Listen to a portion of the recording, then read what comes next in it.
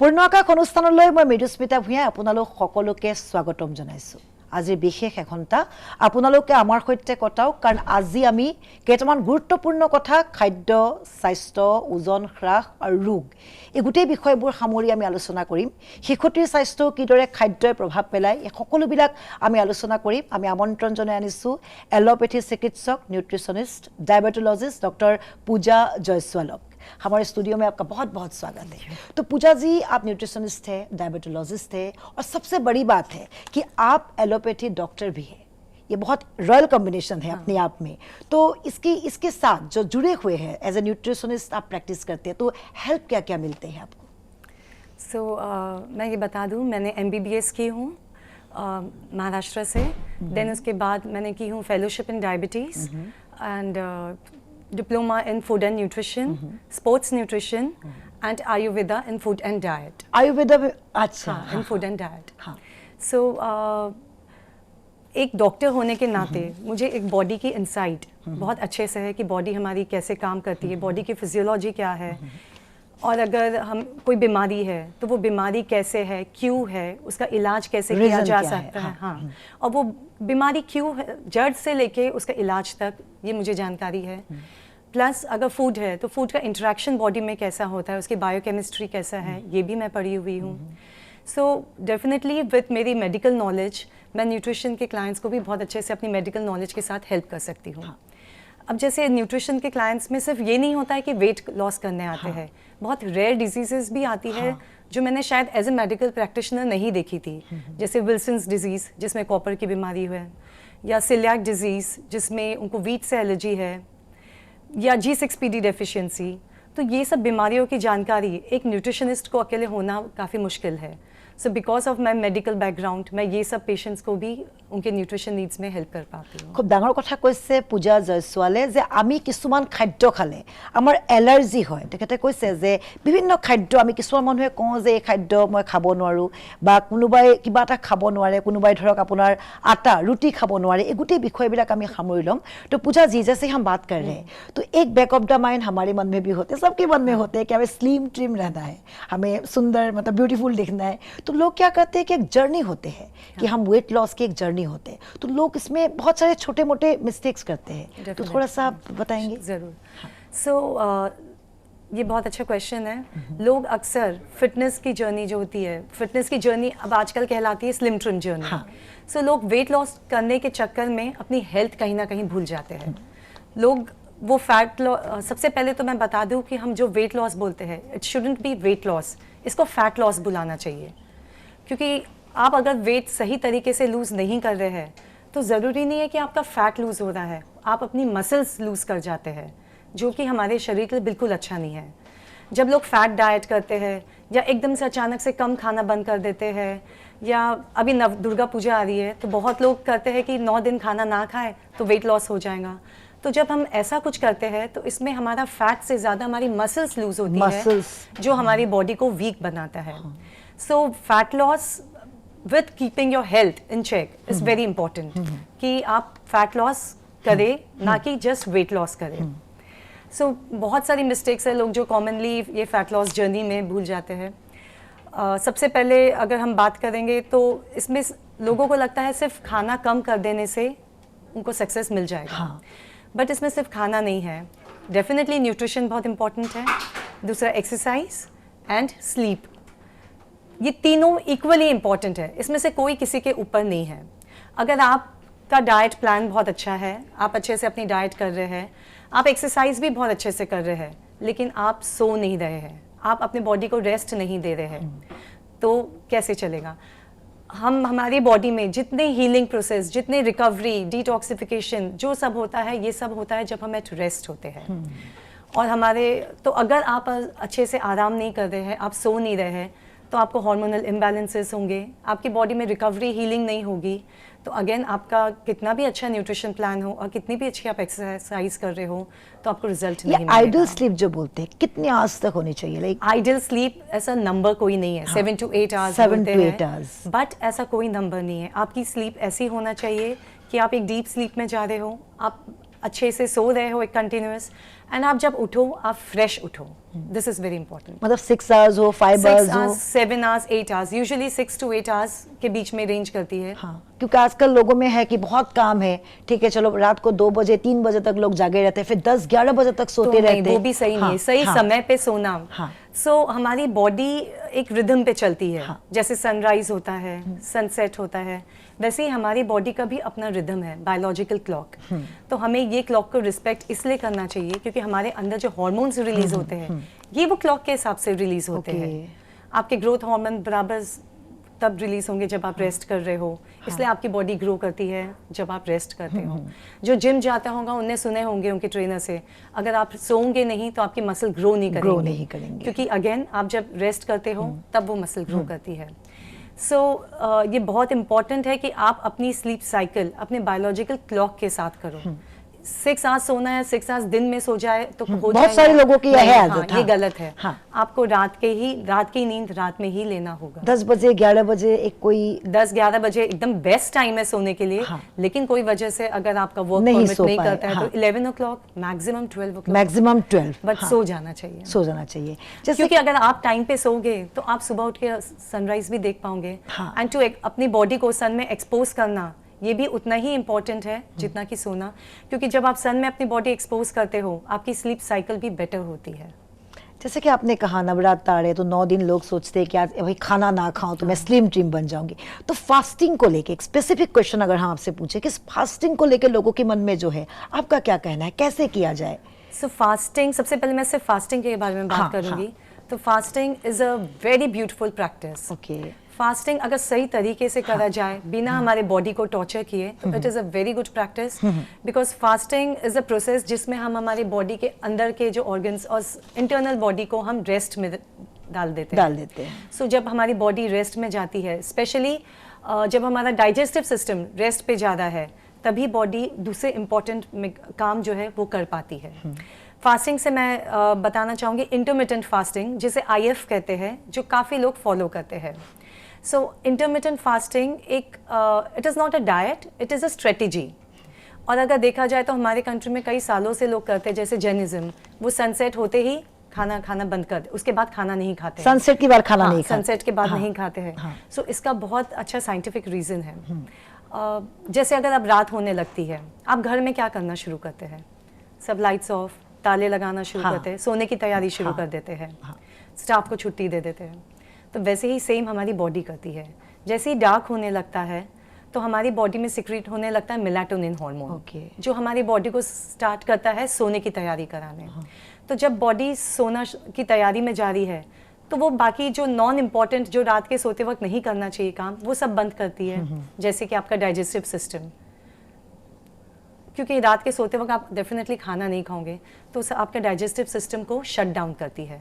तो आप ये सोचिए, जब आपका डाइजेस्टिव जूसेस, डाइजेस्टिव एंजाइम्स जो ज़्यादा सीक्रेट नहीं होंगे, आपका इंसुलिन भी उस वक्त ज़्यादा सीक्रेट नहीं होता है according to the biological clock.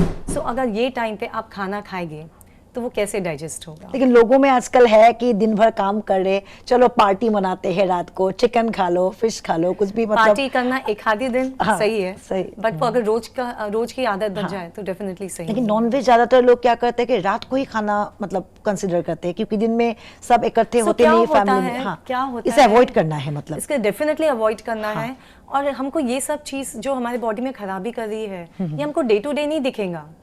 कुछ लोग को तो होते हैं सिम्टम्स, उनको एसिडिटी होती है, ब्लोटिंग होती है, बेल्चिंग होती है, वो कंप्लेन करेंगे कि मेरा पेट हमेशा खराब रहता है, बट उनको ये नहीं समझेगा कि ये कारण एक हो सकता है या उनकी एनर्जी कम होती है. सो ये डेफिनेटली बंद करना है कि हमको जितने अर्ली हम सनसेट के साथ अपना डिनर खत्म कर ले वो सबसे बेस्ट. मतलब 6-5 के बाद अगर हम ना खाए तो हमारे लिए बेहतर है. 6 to 7 o'clock सबसे बेस्ट टाइम है कि आपने कर लेना चाहिए. लेकिन आई अंडरस्टैंड कि कुछ लोग काम पे जाते हैं तो उनको घर आते आते टाइम 7-7:30 होता है. So I think maximum 8 o'clock you should try. आपके काम के हिसाब से आप खुद अपना बेस्ट निकालिए कि आप जिसमें वर्क कर सके एंड अपना डिनर सबसे पहले खत्म कर लें. अगर डिनर के बारे में हम बात करें तो लोगों को किस तरह की खाना, मतलब डिनर में, जैसे कि डिनर जितना लाइट हो डिनर उतना अच्छा है. रीजन कि डिनर के बाद आप कोई काम नहीं कर रहे हो, आपकी बॉडी को एनर्जी नहीं चाहिए डिनर के बाद। डिनर के बाद आप आराम ही करने वाले हो, तो जब आपको एनर्जी की उतनी ज़रूरत ही नहीं है, एंड जैसे मैं बताई कि आपकी बॉडी एट रेस्ट होने वाली है, तो उस वक्त हमको ज़्यादा खा के उसको लोड क्यों देना चाहिए? तो डिनर आप जितना लाइट करो उतना अच्छा है। तो कौन सी मील हैवी होना चाहिए? सो हमारा जो नॉर्मल इंसुलिन सिक्रेशन होता है, ये सुबह 8 बजे से जब शुरू होता है, कि धीरे धीरे चढ़ता है, 2 से 3 बजे तक इसकी पीक होती है, एंड देन ये ड्रॉप होना शुरू होता है। सो 2 से 3 बजे इसकी पीक होती है, यानी जब सन भी एट इट्स पीक होता है। सो आयुर्वेदा में क्या कहा जाता है कि जब सन अपने पीक पे हो, वो टाइम आपके पेट की अग्नि भी सबसे स्ट्रांग होती है, तो ये टाइम का खाना खाया हुआ सबसे बेस्ट डाइजेस्ट होता है। That is why the lunch should be the heaviest meal. Lunch should be the heaviest meal. मैं मानती हूँ पहले कहा जाता था breakfast like the king and the queen, but नहीं, लंच आपका हैवी, क्योंकि ये टाइम आपकी according to Ayurveda digestive fire strong है, अकॉर्डिंग टू द साइंस आपका insulin at peak naturally secret होता है। सो हम अगर ये हमारी बॉडी के बायोलॉजिकल क्लॉक के साथ चले और सब चीज़ अलाइन करें, तो ऑफकोर्स हमको हेल्थ इश्यूज नहीं होंगे। अगर लंच के बारे में, डिनर के बारे में बात करें, तो ब्रेकफास्ट के बारे में थोड़ा सा जान ही लेते। तो ब्रेकफास्ट के बारे में टाइमिंग्स क्या क्या होना चाहिए, और किस तरह की, मतलब लाइट फूड हो या कैसे? सबसे पहले तो घड़ी देख के खाना नहीं खाना चाहिए। ठीक है, हम हमारी बॉडी समझते हैं, हमारी बॉडी हमसे ज़्यादा कोई नहीं जानता है कि हमें कब भूख लग रही है, क्या हमें खाना कब चाहिए। प्यास लग रही है। अपनी भूख को समझे, कॉन्शियस रहे अपने भूख के बारे में। उठ गए हैं, उठते से खाना है ऐसा ज़रूरी नहीं है। उठते से आपको बस एनर्जी चाहिए, अगर आप नहीं खाए तो आपको पास एनर्जी नहीं रहेंगी, ये गलत है। क्योंकि रात भर हमारे लिवर में ग्लाइकोजन डिपोजिशन हो जाता है, जो आपको एनर्जी देने के लिए तैयार है। सो ऐसा नहीं है कि उठ के आपके पास एनर्जी नहीं है, उठ के आपके पास एनर्जी रहती है। आप खाना तब खाएं जब आपको भूख लगे। सबसे पहले तब से शुरू करें। दिन की शुरुआत कैसी हो, तो सबसे पहले ल्यूकवार्म वाटर से स्टार्ट करें, गुनगुने पानी से। उसके बाद खाने की शुरुआत सबसे पहले कोई भी फैट या प्रोटीन से करें। फैट प्रोटीन जैसे सबसे बेस्ट कॉम्बिनेशन है नट्स। तो हमारे इंडियन कल्चर में है ही कि हम बादाम भिगा के रखते हैं, हम वॉलनट भिगा के रखते हैं, हम ये खाते हैं। दूसरा एक जो मैं बहुत प्रमोट करती हूँ वो है वेजिटेबल स्मूदी, वेजिटेबल जूस। सो वेजिटेबल जूस, इसमें डिपेंडिंग ऑन आपकी एज, आपके सिम्टम्स, आपकी हेल्थ कैसी है, इसको आप स्टीम करके या तो आप रॉ खा सकते हैं। So vegetable smoothie and then with nuts and seeds is the best start of the day. तो जैसे कि हमने ब्रेकफास्ट, लंच, डिनर के बारे में बात की, तो डाइटिंग के बारे में आजकल लोगों में होता है कि डाइट को लेके जो बहुत सारे ऐसे गलतफहमियां भी होते हैं, मिथ होते हैं, तो उसको थोड़ा आप एक्सप्लेन करेंगे कि कैसे? तो सबसे पहले मैं डाइट के बारे में बात करती हूँ कि डाइट के कंपोनेंट्स क्या है। सो लोगों को लगता है कि डाइट में सबसे इम्पोर्टेंट है कि हम क्या खा रहे हैं, बट उससे ज़्यादा इम्पोर्टेंट है हम कैसे खा रहे हैं, हम कब खा रहे हैं, और फिर हम क्या खा रहे हैं। ये तीनों इक्वली इम्पोर्टेंट है। What are you eating, how you are eating and when you are eating. So खाना सबसे पहले च्यू करके खाएं, बहुत आराम से, धीरे धीरे। जल्दी में वो अगर हम जो खाते हैं वो खाना अच्छे से डाइजेस्ट ही नहीं होता है, क्योंकि हमारा डाइजेशन जो शुरू होता है ये माउथ में ही शुरू हो जाता है। माउथ में ही सलाइवा के साथ कुछ एंजाइम्स आते हैं जो कार्ब्स का डाइजेशन, कार्बोहाइड्रेट्स का डाइजेशन मुंह में ही शुरू कर देता है। हड़बड़ी में नहीं खानी, तो इसलिए हड़बड़ी में नहीं, बैठ के खाना खाएं। सो जब आप अच्छे से च्यू करके खाना खाते हैं तो फूड पार्टिकल्स अच्छे से सलाइवा के साथ मिक्स होते हैं एंड देन वो पेट में जाता है। अगर सपोज आप स्पीड में खा रहे हैं तो आप खाने के साथ एयर भी अंदर जा रही है, तो आपको गैस होने की चांसेस है। दूसरा, अगर आप खाना च्यू नहीं करके खा रहे हो तो बड़े बड़े फूड के पार्टिकल्स अंदर जाएंगे। ये बड़े फूड के पार्टिकल्स जो थोड़ा डाइजेस्ट, जो थोड़ा टुकड़ों में जाना चाहिए था, जो बड़े बड़े अंदर जा रहे हैं, ये ज़्यादा एसिड का सिक्रेशन कॉज करते हैं और आपको एसिडिटी भी हो सकती है। सो कभी कभी एसिडिटी का कारण, एक सिंपल कारण कि आप अपना खाना धीरे आराम से च्यू करके नहीं खा रहे हैं, ये भी हो सकता है। सो अपना खाना आराम से धीरे धीरे च्यू करके खाएं। देन खाना कब खाना है, तो जैसे मैं बताई, अपने भूख के हिसाब से खाना है। एक न्यूबॉर्न बेबी होता है, सो न्यूबॉर्न बेबी को हम क्या रिकमेंड करते हैं, कैसे फीड करना चाहिए? कभी क्या आपने सुने कोई डॉक्टर ये कहता है कि इसको हर 2 घंटे में पिलाओ? बिल्कुल नहीं। फीड ऑन डिमांड यही रहे कि जब बच्चे को भूख लगे, भूख के मुताबिक, तब आप उसको दूध पिलाइए। तो जब एक न्यूबॉर्न बेबी समझ सकता है कि उसको कब भूख लग रही है, अब वो रोता है, तो क्या हम नहीं समझ सकते कि हमें कब भूख लग रही है? डेफिनेटली अगर हम हमारी बॉडी को सुने तो हमको समझ सकता है कि हमें कब भूख लग रही है। तो हमें किसी की ज़रूरत नहीं कि कोई हमें ये बताए कि आप इतने बजे खाओ, फिर आप इतने बजे खाओ, आप इतने बजे खाओ।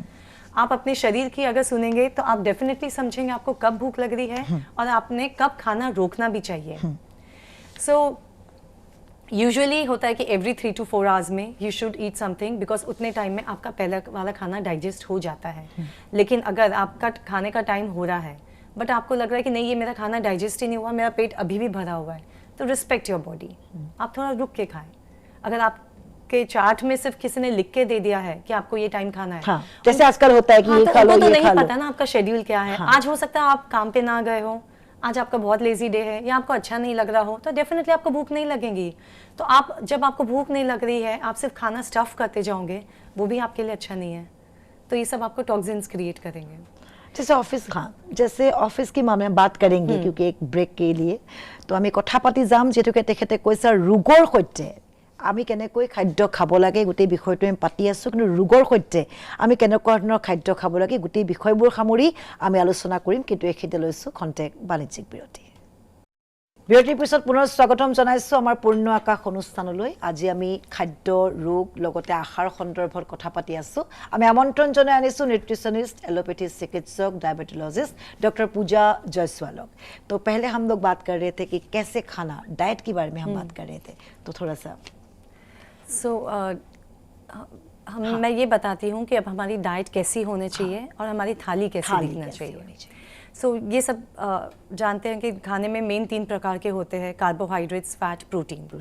तो लेकिन जब हम खाना खाते हैं हम ये तो सोच के नहीं खाते कि अब मैं कार्बोहाइड्रेट खा रही हूँ, अब मैं प्रोटीन खा रही हूँ। हाँ, सो थाली कैसी होनी चाहिए, इसमें जो रोटी चावल है इसका एक थाली को पहले तो आप 4 भाग में डिवाइड कर दीजिए।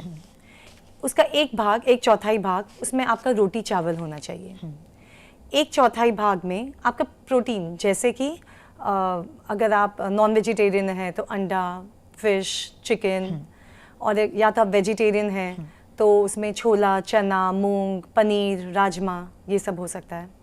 और बचा जो आधा हिस्सा है ये पूरा सब्जियों से होना चाहिए।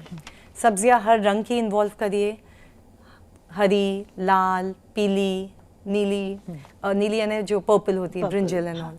सो हर रंग की सब्जियां इन्वॉल्व करिए, तो आपकी थाली एग्जैक्टली ये होना चाहिए। लेकिन बहुत लोग क्या करते हैं, या तो पूरे रोटी चावल गायब कर देते हैं जो गलत है, या बहुत लोग इसमें आधा होता है चावल एंड देन बचा होता है सब्जी और दाल। सो अगर हम चावल और रोटी इसकी क्वांटिटी ज़्यादा कर दे तो प्रॉब्लम राइस में कभी नहीं है। लेकिन जब हम ये सब ज़्यादा खाने लगते हैं तब प्रॉब्लम शुरू होती है, तब बीमारियां होती है एंड देन तब आपको डॉक्टर बोलते हैं कि आप रोटी चावल कम खाओ।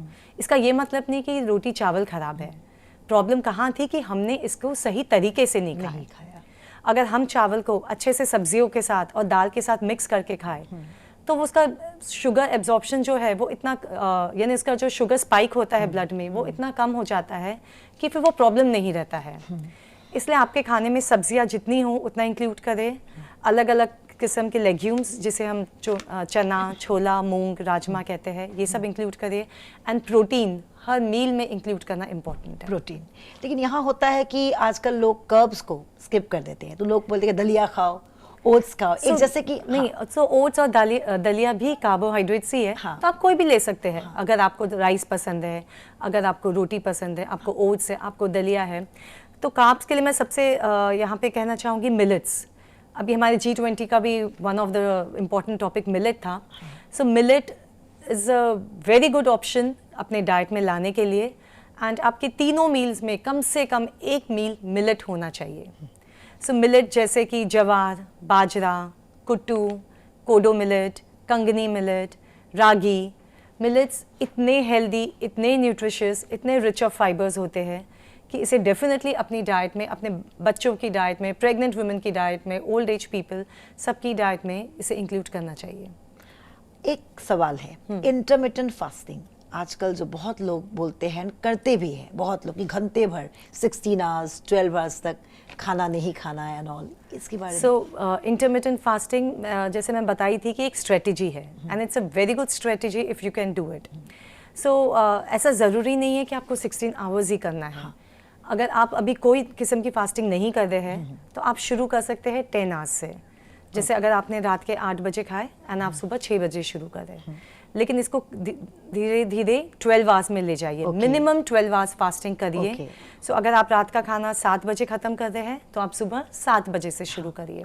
सो क्या होता है, जब हम ये 12 घंटे का रेस्ट देते हैं बॉडी को, तो बॉडी में हमारे जो अच्छी हेल्थ के लिए चेंजेस होना चाहिए, जो डाइजेस्टिव सिस्टम को रेस्ट मिलना चाहिए, हार्मोन्स जो हमारे जगह पे होना चाहिए, सो रिकवरी, हीलिंग, ये सब बहुत अच्छे से होती है।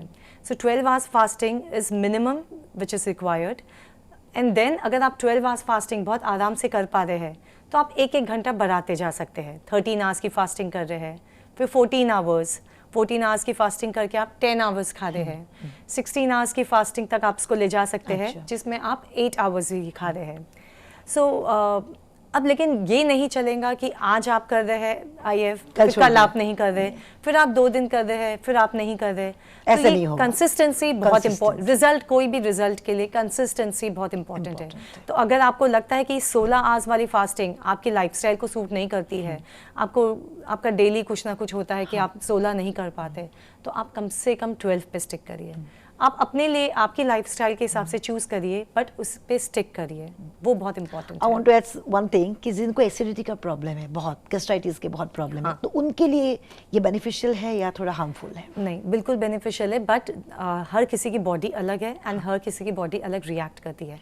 आपको अपने लिए करके देखना होगा कि ये आपको सूट करता है कि नहीं। मेरे बहुत सारे पेशेंट्स हैं जिनको एसिडिटी था और वो आराम से 16 आवर्स इंटरमिटेंट फास्टिंग भी कर रहे हैं। बट ऐसा नहीं कि डे 1 से स्टार्ट कर दिए, पहले हम उनके एसिडिटी पे वर्क किए एंड धीरे धीरे वो अपना टाइम बढ़ाते हुए वो 16 आवर्स भी किए हैं। सो एसिडिटी एक बहुत कॉमन टॉपिक है और ये बहुत कॉमन है कि लोग आजकल सुबह पेंटॉप, एंटासिड कोई भी ले ही रहे हैं एंड उनको लगता है कि इसका कोई साइड इफेक्ट ही नहीं है, बट ये बिल्कुल गलत है। Antacids they also come with side effect. So हमारे पेट में नॉर्मली नेचुरली एसिड सिक्रीशन होता है। क्यों होता है? डाइजेशन के लिए।